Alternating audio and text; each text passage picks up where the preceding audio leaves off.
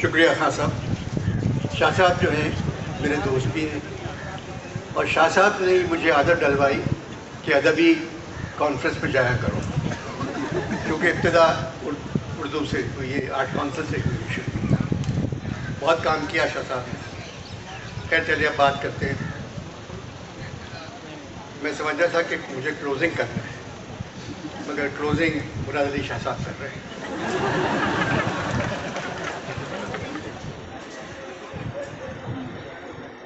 कराची अदबी फेस्टिवल में एक सेशन सदर मुमलिकत मोहतरम आरिफ परवेज़ साहब का था, एक सेशन वफाकी वज़ीर मोहतरम असद उमर का था, एक सेशन नून के पुराने वज़ीर मुफ्ता साहब का था।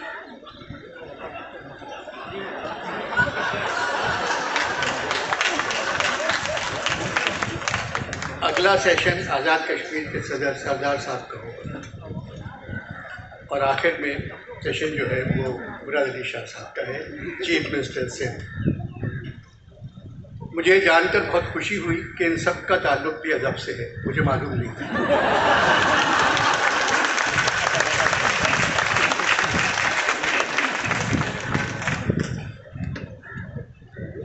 मुझे आज कुछ बोलने के लिए उन्वान दिया गया था, मेरी मर्जी।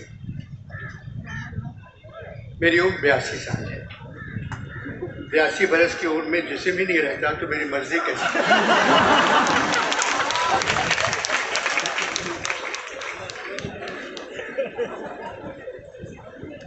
सादत हसन मंटो का अफसाना था नया कानून। वो अफसाना आज नया कानून आ गया है। ये अफसाना नहीं, हकीकत है। मंटो के अफसाने नया कानून में मकबूल टांगा चलाता था। आज का नया कानून पढ़ के पढ़े लिख के लोग सोच रहे हैं कलम छोड़कर टांगा चलाने लगे। अकबर इलाहाबादी ने 100 बरस पहले इस कानून के बारे में कहा था, उनकी सब सुनते हैं अपनी नहीं कह सकते कुछ। उनकी सब सुनते हैं अपनी नहीं कह सकते कुछ। क्या कयामत है ज़बां कट गई और कान रहे। एक तरफ तो हुकूमत महाजरों के हाथ जोड़ रही है अदम एतमाद को फेल करवाएं, दूसरी तरफ पीका ले आई। पीका का ताल्लुक सिर्फ पान से है, बगैर पान के पीका की कोई हैसियत नहीं।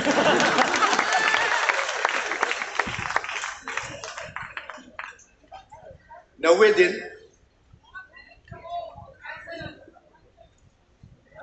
दिन कोविड ने मुझे पकड़कर एक कमरे में बंद कर दिया था। कोविड के बगैर भी यहाँ सांस लेना दुश्वार था, मगर इस बीमारी ने सांस को गोद ले लिया था। 17 दिन ऑक्सीजन पर रहा, तकरीबन 70 दिन ऊपर टंगी हुई पानी की बोतलों पर। दूसरी हर किस्म की बोतलों को डॉक्टर ने मुझसे दूर रखने के लिए। दाद दहलवी का 200 बरस पुराना शेर जो उन्होंने वेंटिलेटर पर लिखा था, जबकि उस जमाने में वेंटिलेटर नहीं था, मुझे याद आ गया। देख लेने को तेरे सांस लगा रखा है। सांस लगा रखा है ये वेंटिलेटर। देख लेने को तेरे सांस लगा रखा है, वरना बीमारे गमे हिज्र में क्या रखा है। कमरे में कोई नहीं आता था, मैं अकेला था। मशीनें लगी हुई थी, बेगम और बच्चे दरवाजे के बाहर से देखते थे। जानिसार की एक नज़र मुझे याद आई, मत रोको इन्हें पास आने दो, ये मुझसे मिलने आए हैं। मैं खुद न जिन्हें पहचान सकूं, कुछ इतने धुंधले साए हैं। 2 पाँव बने हरियाली पर, एक तितली बैठी डाली पर। कुछ जगमग जुगनू जंगल से, कुछ झूमते हाथी बादल से। कुछ चांद चमकते गालों के, कुछ भोरे काले बालों के। कुछ नाजुक शिकने आंचल की, कुछ नर्म लकीरें काजल की। एक खोई कड़ी अफसानों की, 2 आंखें रोशनदानों की। एक सुर्ख दुलाई गोट लगी, क्या जाने कब की चोट लगी। मुद्रों को इन्हें पास आने दो, ये मुझसे मिलने आए हैं। एक छल्ला फीकी रंगत का, एक लॉकेट दिल की सूरत का। रुमाल कई रेशम से कड़े, वो खत जो कभी मैले न पढ़े। कुछ शेर पुरानी गज़लों के, उन्वान अधूरी नज़्मों के, टूटी हुई एक अशकों की लड़ी, एक खुश कलम एक बंद घड़ी। कुछ साथी छूटे छूटे से, कुछ रिश्ते टूटे टूटे से, कुछ बिगड़ी बिगड़ी तस्वीरें, कुछ धुंधली धुंधली तहरीरें। मत रोको इन्हें पास आने दो, ये मुझसे मिलने आए। बस यूँ समझ लें, कोविड ने मेरा जुलूस निकाल दिया। जुलूस के असली मानी है बादशाहों या अमीरों की सवारी।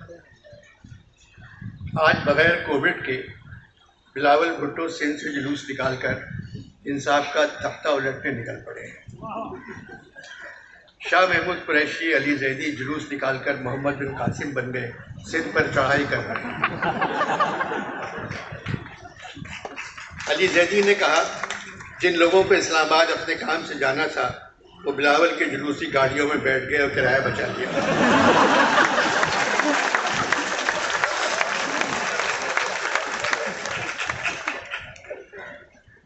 MQM किसी जुलूस में शामिल नहीं है क्योंकि तकरीबन उनका भी जुलूस निकल चुका है।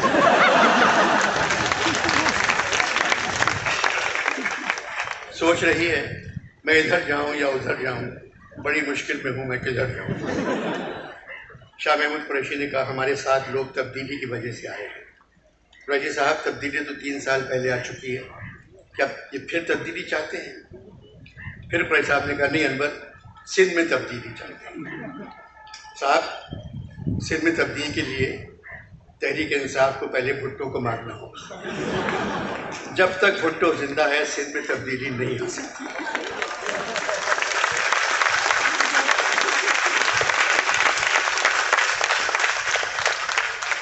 घर में बच्चे मर रहे हैं, मरने से पहले वो अपनी माँ से कहते हैं जिए भुट्टो, फिर मर जाते हैं।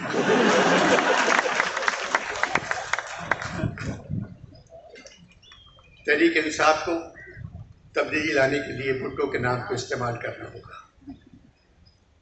भुट्टो जैसा सिंध को रोशन देखना चाहता था, हम भी सिंध को उतना ही रोशन देखना चाहते हैं। हर तकरीर में आपको कहना पड़ेगा, सिंध के लिए हमारे सारे मंसूबे बेनज़ीर हैं और जब मुकम्मल हो जाएंगे तो सिंधियों को नुसरत मिलेगी।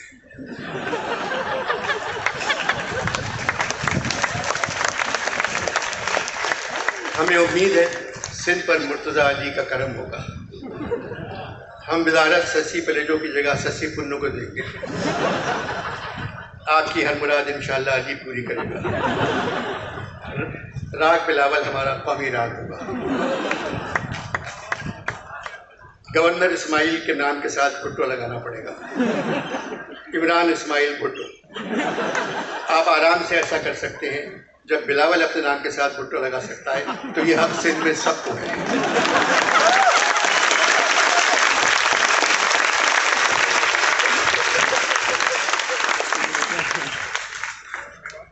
जैदी खुड़ो अली, जैदी साहब को भी नाम बदलना होगा।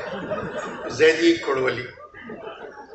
सिंध के छोटे शहरों और गांव के लोग पढ़े लिखे नहीं हैं, वो सिर्फ नाम सुनकर वोट देते हैं और साथ देते हैं।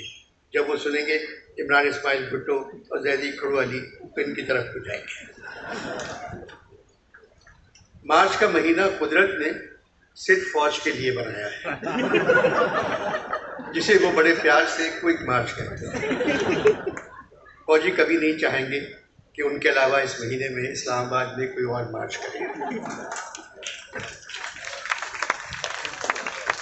मार्च में बिलावल मार्च,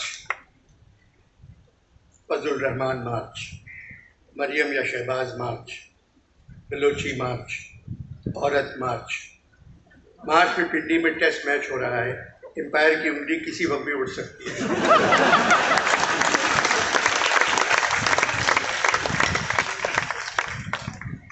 फौज ने मार्च शुरू कर दी तो फिर क्या होगा?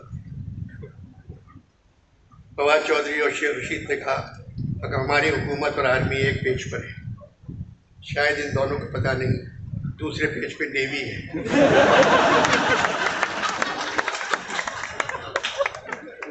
ये बातें जो मैं कह रहा हूँ ये कोई खबर नहीं है, वरना झूठी खबर सुनाकर मैं 5 साल के लिए जेल जा सकता। ये सारी बातें मेरा दिल कह रहा है, और बकौल फराज दिल की क्या बात करें, दिल तो है नादा जाना।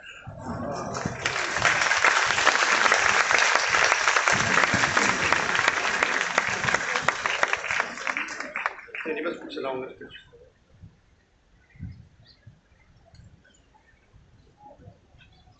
एक घंटे का सेशन रख दिया है तो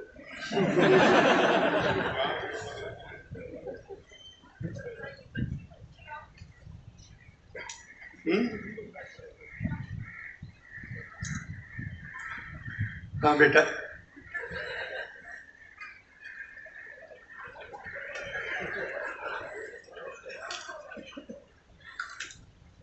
नौ नवंबर अल्लामा इकबाल की पैदाइश का दिन।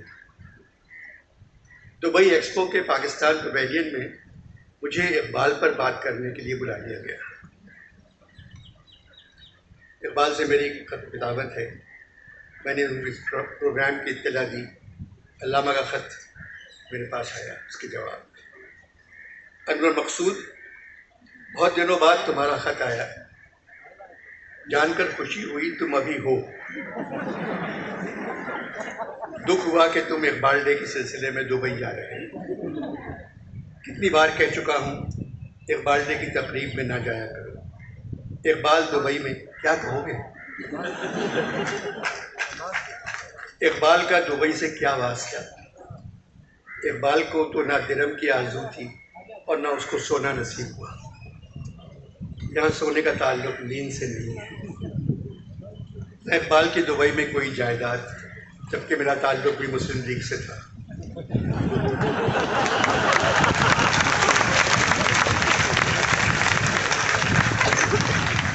न मेरे पास दुबई का वीज़ा, न मेरा कोविड टेस्ट। इमारात के जहाज़ में इकबाल को दुबई कैसे ले जाओगे?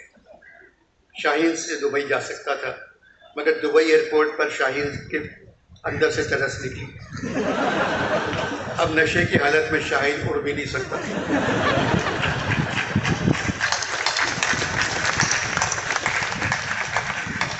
मेरी बात मानो, जिस इदारे में तुम काम करते हो ARY, उसके सरबराह हैं हाजी इकबाल, तो 50 साल से दुबई में रहते हैं। तुम मेरे बजाय एक्सपो में हाजी इकबाल डे मना लो। हाजी इकबाल नफीस इंसान है, सारा दुबई उनको जानता है, और सबसे बड़ी बात, हाजी इकबाल दुबई वालों की समझ में भी आ जाएंगे। अगर वो राज़ी ना हुए तो फिर तुम इकबाल बानो डे मनाने ना। वो भी नवंबर में पैदा हुई थी, मुझसे 2 दिन बड़ी थी।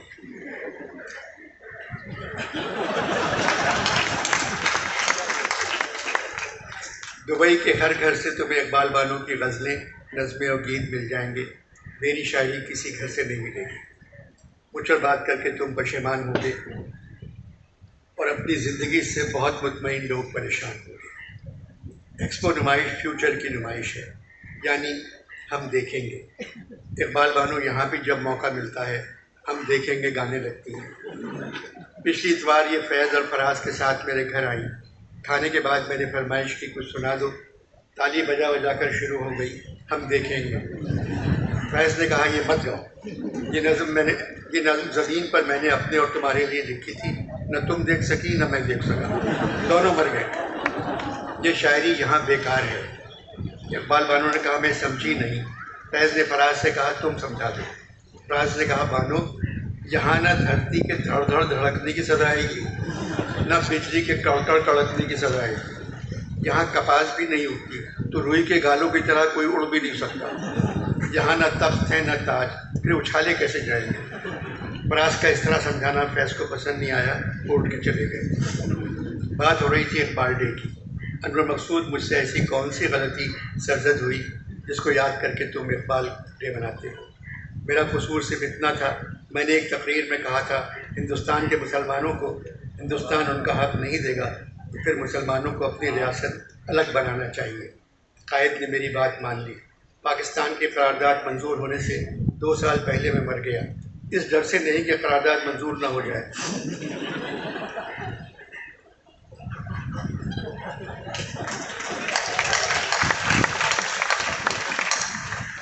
अनवर, मैं थक गया था।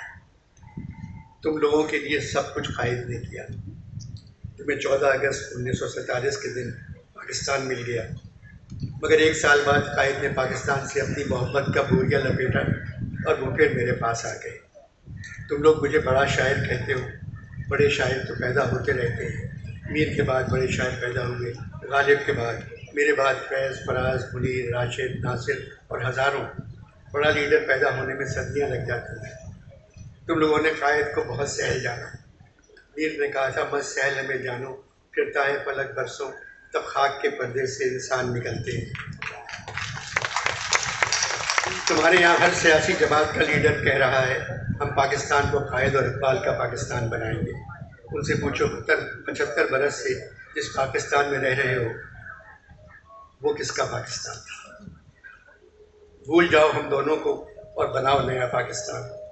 मैं कसम खाता हूँ, पाकिस्तान मेरा ख्वाब नहीं था, पाकिस्तान मेरी आरज़ू था, जिसे कायद ने पूरा किया। लैला मजनू, हीर रांझा, सोनी महिवाल, शीनी फरहाद, ससी बुन्नू, इश्क की सारी दास्तानें पढ़ चुका हूँ।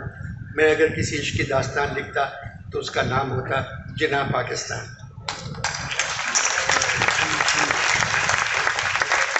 जिना को पाकिस्तान से इश्क था, मोहब्बत थी।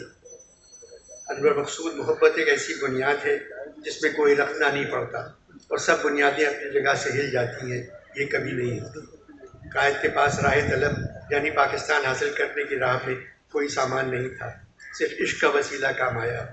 कायद ने पाकिस्तान पा लिया।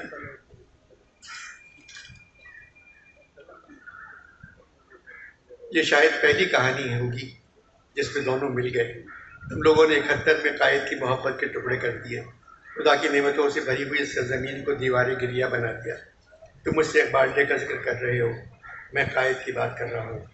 उसकी पाकिस्तान से मोहब्बत देखो, तुम लोगों को आज़ादी दिलवा दी। न मोहताज सुल्तान, न मरूब सुल्तान, मोहब्बत है आज़ादी और बेनियाजी। शेर में बेनियाजी आ गया तो कुछ तुम्हारे न्याजी मियाँ का जिक्र कर लूँ। 3 साल से हुकूमत कर रहे हैं, मान लिया ईमानदार हैं। कायद भी ईमानदार थे, मुश्किल से 1 साल हुकूमत कर सके। फिर बेईमानों के दामन में पाकिस्तान को रख कर चले आए। ज़माना ईमानदारों का नहीं रहा। जो निज़ाम तुम्हारे यहाँ है वहाँ बेईमानी लीगल है। जिस तरह एक मछली सारे तालाब को गंदा कर सकती है, उसी तरह एक ईमानदार सारे मुल्क को बेईमान कर सकता है। 3 सालों में चंद बेईमान पकड़े गए, मगर अदालत उनके फैसले करने से डर रही है। सब अपना इलाज बाहर करवाना चाहते हैं, सब बच्चों को बाहर पढ़ाना चाहते हैं, सबको बड़ी गाड़ियों का शौक़ है। गलत फैसलों के बगैर ये शौक़ पूरे नहीं हो सकते। 1000 बेईमान पकड़ लो, कुछ नहीं होगा। बेईमानी के मामले में तुम्हारी ज़मीन बहुत ज़रखेज़ है। 9 महीनों बाद ये मज़ीद 10,000 बेईमान पैदा कर देगी।